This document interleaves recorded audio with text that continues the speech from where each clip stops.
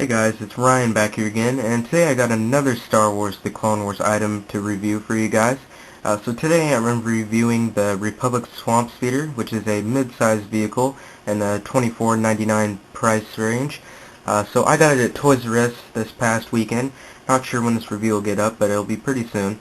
This is one of the new vehicles out of the wave.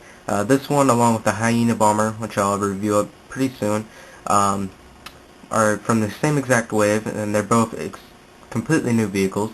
So anyways, as you can see, it's in the blue and black 2010 packaging for the Clone Wars and Vintage Collection alike. So anyways, it says firing cannons, and package converts to diorama. So it's got a Fallujah background. It's got two Revenge of the Sith clone troopers on there, so that's pretty cool. Then it's got a nice illustration of the vehicle itself. So up here on the top, got the same exact picture, same thing on the sides as well. And then here on the back shows the other vehicles from the wave, the Trade Federation AAT, which is in a Clone Wars deco, the Hyena Bomber, which I'll review up very soon, and also the AT-AP, which is in a green deco now.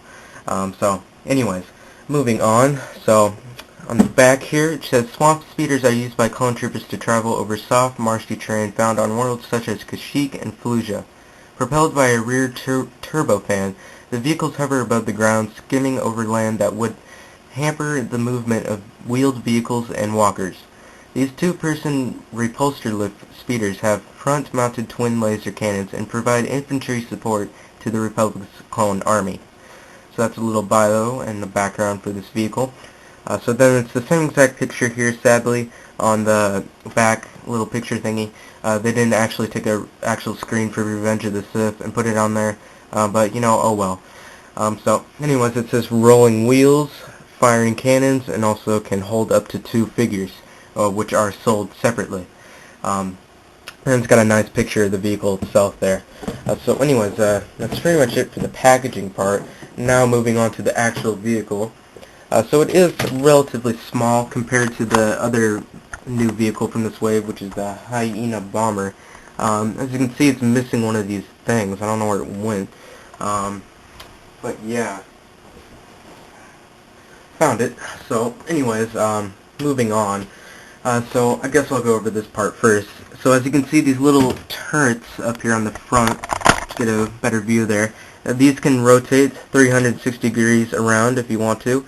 They're also removable, but you know, they're not really supposed to come off. And then it's got 4 of these little missile thingies. They're not missiles, you know, they're supposed to be blasters, but you know, Hasbro adds in play effects all the time. So anyways, these little things, they just go right in there, and they have a spring. And I believe they are flick fire, so you just like flick the back of it and it'll go launching off. Same exact thing for both of these. And also the gun elevates and whatnot. So pretty cool. So that's that part. On the bottom here, as you can see, it's got wheels, one there, and also 2 up on the top, as you can see there. So yeah, that's what allows it to roll around pretty easily. What else? So now up here on the cockpit part of it, it's got 2 seats, one there, one on the other side. They're exactly identical. And they also have these really cool belts on them, which you use to strap the figures in. They just slide right out. You put the figure in, and then you slide the belt back in. So pretty cool. And it's got these old joysticks up here for the figures to hold, and it's got a little green panel for controls and whatnot. And yeah. So up over here, which you can kind of see, but there's 2 figure pegs, so you can stand a figure up here on the side if you want to. It's exactly the same on the other side.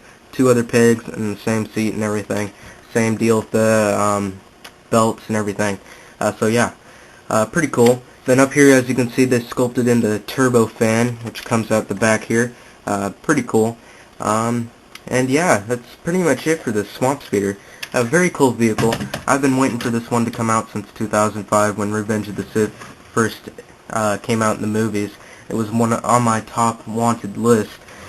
Same with another vehicle that's coming out later this year, which is the Droid Gunship.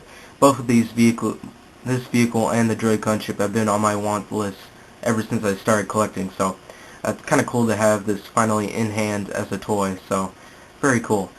So anyways, that's pretty much it for this review. I'm going to give this vehicle, I'd say, I'm going to give it a 4 out of 5. The reason I'm giving it that is because, you know, it's nothing really too special. It's just a little floating platform, but, you know, that's what it's supposed to be. It's a speeder. But these little things up here, the little missile launchers, they tend to shoot out a lot, and they don't stick in there really that well. So they're kind of like really sensitive, you know, like you barely touch it, or if it's just sitting there period, the little rockets will just shoot out. And they didn't really need to make these rockets. They could have just sculpted them in there. But, you know, it's still very cool. I really like the paint deco on it to give it a weathered look. I haven't remembered when Hasbro's done that. They haven't done that for quite a while, where they gave the paint a weathered look, you know, where it's like battle damage and whatnot. But yeah, and I really like these seats. The seats are pretty cool. And the fact that they added wheels even makes it better, so you can roll it around and, you know, do stuff. So, anyways, might as well just compare it here.